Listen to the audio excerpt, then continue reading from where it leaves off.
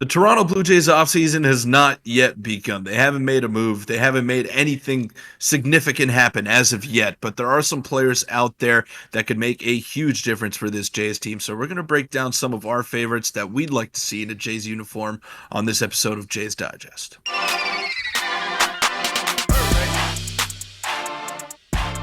What's up, Jays fans? I'm your host, Peter Vryonis, alongside host Nick Gosse. Now, hopefully you didn't see Jeff Passan's tweet yesterday where he showed all of the teams spending in free agency. You had the Dodgers at the top at $717 million, and then you had the Blue Jays at the bottom, tied with the Yankees, the Red Sox, and some other notable teams at a big, fat, whopping zero. Now, I'm not alarmed. I expect Rhys Hoskins and company to make some moves go down in the next couple of days and the next couple of weeks. Whenever it happens, I expect them to be very aggressive on the market and make this team significantly better.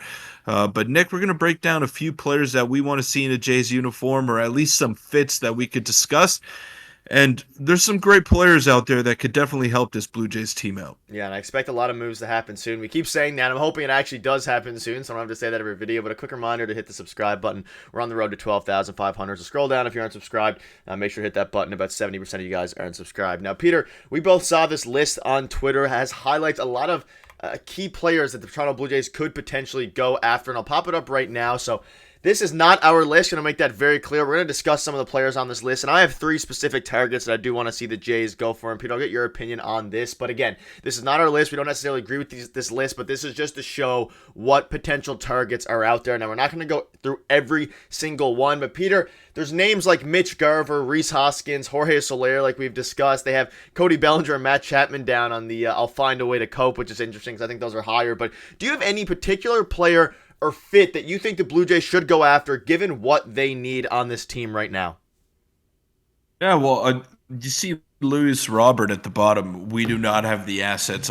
I kind of disagree with that. I think the Jays can empty out their farm and get a guy like him, and the White Sox would be enticed. I mean, he's a great player with a lot of control left on his deal, so he's not going to be easy to come by, but I wouldn't necessarily rule that out. I wouldn't rule out some other players on the trade market as well. And I didn't like how Matt Chapman and Cody Bellinger were that low either. But obviously, this is not our list. This is just something that we're reacting to. And I found the topic itself interesting. I see some great players out there. You see on the thumbs up section, Jorge Soler, Lane Thomas, Christian Yelich is there alongside Willie Adames, Brandon Drury. Like all those guys are realistic ads that the Blue Jays could make. And none of these are out of the realm of the possibility that the Jays can accomplish here. So when I look at the trade candidates, obviously Willie Adames and Christian Yelich would probably be a package deal.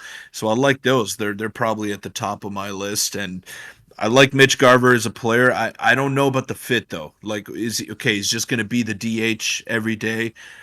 Is he that much better than Danny Jansen as a hitter? Like, yeah, I guess he's better, but is he that much better, significantly better, where if him and Kirk are in the lineup on the same day, then you have two guys that can't run the bases as opposed to like just one. So I'm questioning the fit there, but Max Kepler is another option.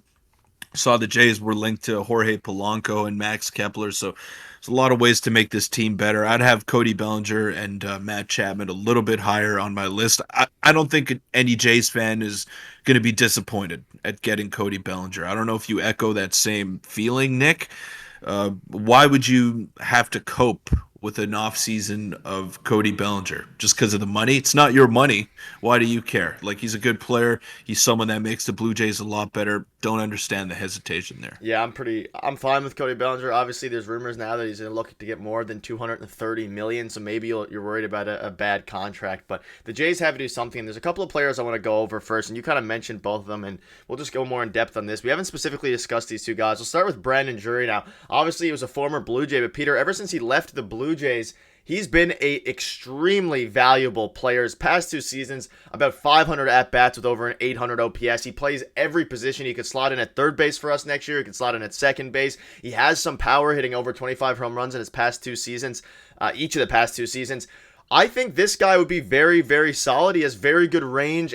I don't know. This would be a perfect fit, and this almost screams like a Hmm. Ross Atkins fit. Yes, it's not the most exciting. Yes, it won't be the only move that Ross would do, but when you're looking at a way to improve this team, I'd much prefer Brandon Drury over a few of the other guys, specifically Jonathan India, which we'll probably discuss in tomorrow's video. But this right here, I don't mind a Brandon Drury reunion at all.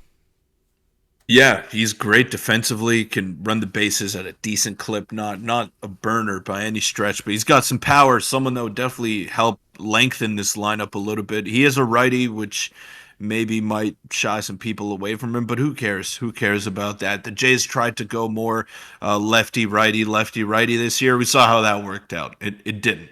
It didn't work out. It didn't help out their lineup. So I'm all in on Brandon Drury. I think he'd be a great fit. He can the versatility just screams Blue Jays, like you said, and I'd be all in for that. Kepler is another one that I like. I think good player, very underrated, can play all three outfield positions. I like those. I like those names, Nick.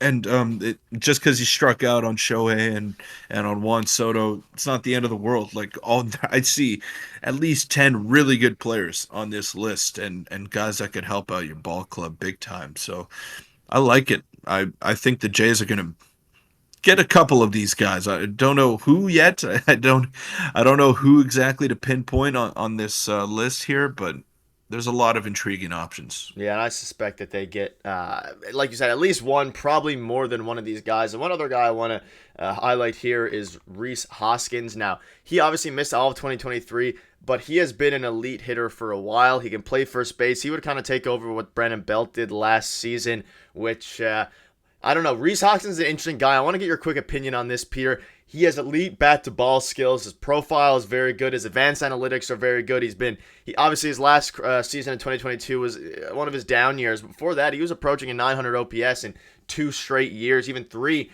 He is 30 years old. Who knows what kind of contract he'll command? We suspect a little bit of a decent contract, whether that's a 1 year prove it deal, whether that's a 2 year with a player option. This is a type of player that would make an immediate impact, a right-handed hitter once again, but he does have a bit more versatility than, say, Mitch Garver type who can only play DH, as he can play first base.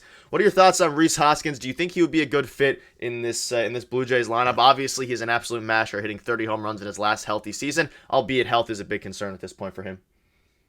Yeah, Hoskins would be a great fit, although I'd be kind of hesitant to move him out of that DH position. He missed all of last year Yep. with a knee injury, with torn ACL, so it is probably going to be a 1 year prove it deal for him, and I'm okay with that. The Blue Jays have had great success in bringing in guys who are on 1 year deals, who came off down years after having some really good years the years before. So I'm okay with a 1 season prove it type deal for Rhys Hoskins. I think he could get back to his big time power, tap into that, and get paid elsewhere, whether it's with the Jays or with someone else. But I think he's a 30 home run threat. Just has to roll out of bed, and he's a 30 home run threat. So I like Rhys Hoskins as a player. The health is obviously a question mark, but if you stick him in that DH position, I think he can really thrive and he can stay healthy for an entire season and definitely help out this Blue Jays lineup big time. Yeah, and ultimately we just need some power hitters. Let us know in the comments now what kind of players on here do you agree with this list. Again, it's not our list. We'd probably do it much different. And what kind of players do you want to see the Blue Jays target? We obviously see Kevin Kiermaier there in the middle. Unfortunately, I don't think a reunion is up for grabs with him. But Peter, any final thoughts before we wrap up? I suspect some more rumors, and I suspect an actual move to happen soon. I think the holdup again now is on Yamamoto a little bit. A lot of teams are holding out. The Jays are still in the mix to a degree. I don't think they're going to be a finalist for him. But any quick final thoughts before we wrap up? And hopefully the next video will be a move or some more news. Well, let's just go over our perfect offseason over here. Mine is probably Bellinger. I'd throw Brandon Drury in the mix as well. And I don't know who's a good DH here. Who's a good DH for the Blue Jays to target? Is it probably Rhys Yeah. Hoskins, JD Martinez? Like three guys. You get those three guys, I think your lineup is significantly better than it was last year. If you want to bring in Matt Chapman instead of Brandon Drury, fine, I'm okay with that. But you need a left fielder, you need a third baseman, and you need a DH as well. So shouldn't be too hard. I see a lot more than three guys on this list, Nick. So the Jays can target every one of them if they want to, and I think it's realistic that they could add 3 of these guys. Yeah, I think I'd be happy with similar to what you said, Bellinger, Chapman, and then either Soler or Hoskins to man that DH spot, even though Soler can play the outfield to a degree as well. But that'll wrap up the video. Let us know in the comments what your perfect offseason would be. Obviously, I hope they make a move soon. Ohtani is out of the picture, but hopefully they can salvage some of the fans' hope. But that'll wrap it up. Thank you guys for watching, and we'll see you tomorrow.